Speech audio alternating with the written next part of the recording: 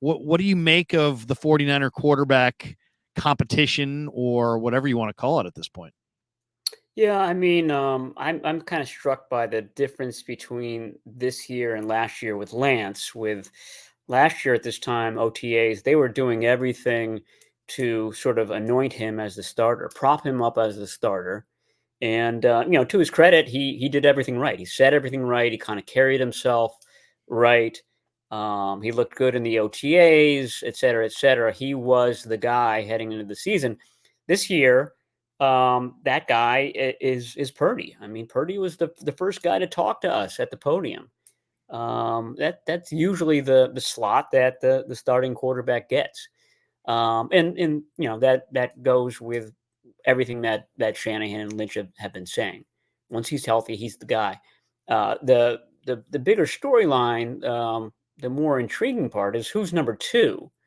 And you would think that given everything that they said about Lance last year and where he was last year, he'd be the easy choice as number two. But I think that they are definitely taking a different approach this year, where they want him to kind of fight for that role, to struggle for him. They're not going to give him that number two job, and I think he's ultimately going to get it, to win it.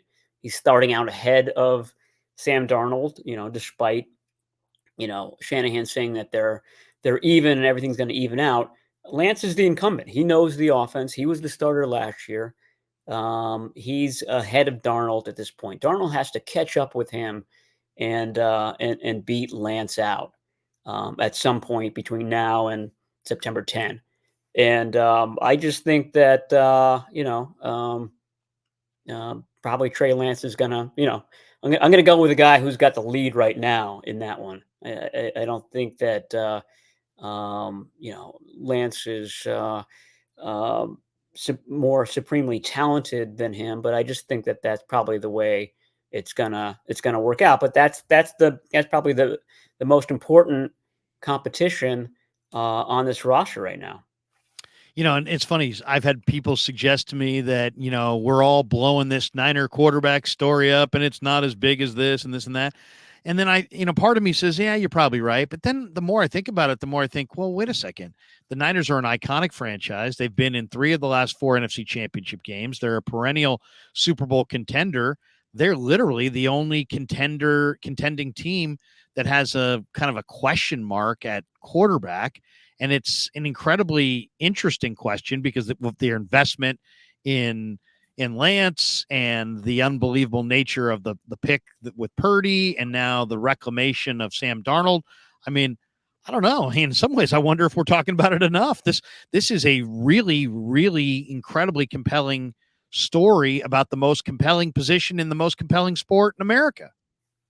It really kind of speaks to the um, unconventional way that the 49ers have built this team. Every other, playoff team, or most other playoff teams, the best teams in the league, have one quarterback that they pay a mint to, and he's the unquestioned starter on that team, whether it's Mahomes or Allen or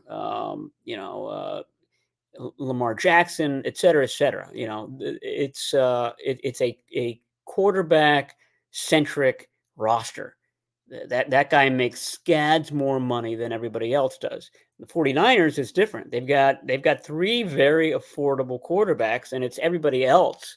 It's the tight end, it's the wide receiver, it's the left tackle, it's the running back, it's the middle linebacker. It's about to be the defensive end who are making scads of money. So in that way, it's interesting because you could say that, all right, the 49ers don't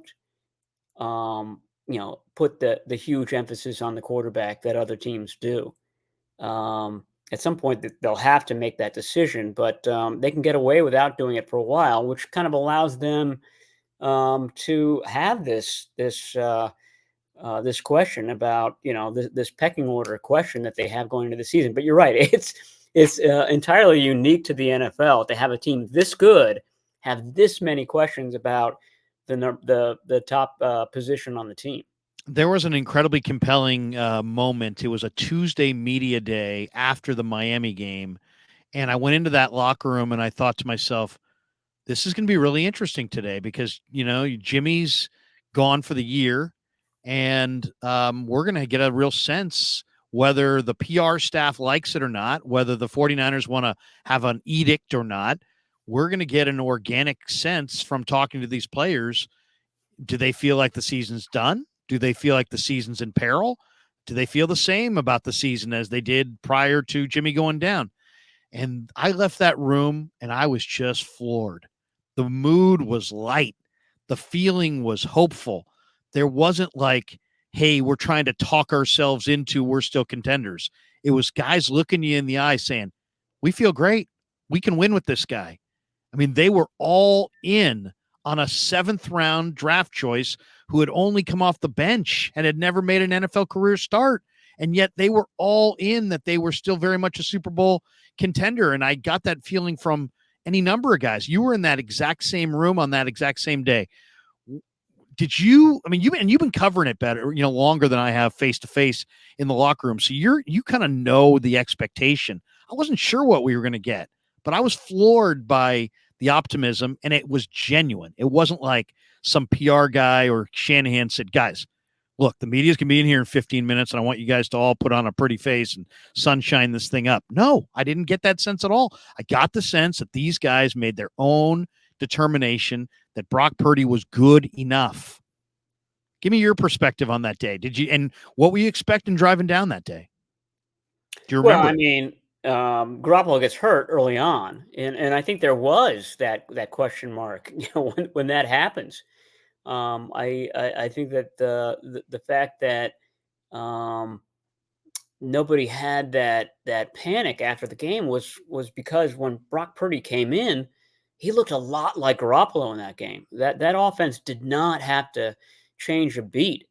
He was in rhythm. That was the thing that struck me the most, is that, and we saw this in the championship game when Josh Johnson went in. And I'm not trying to bash Josh Johnson, Of but course. um, you could see the change in pace. When he was the quarterback, he wasn't getting rid of the ball as quickly.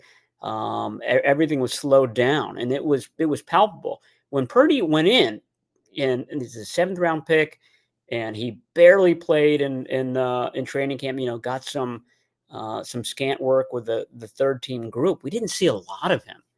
And when he came in the pace of things, the timing, the rhythm of things didn't change at all from Jimmy Garoppolo, X-year veteran, to Brock Purdy. I think that was the relief that everybody felt. I mean, you could feel that nothing changed with that offense.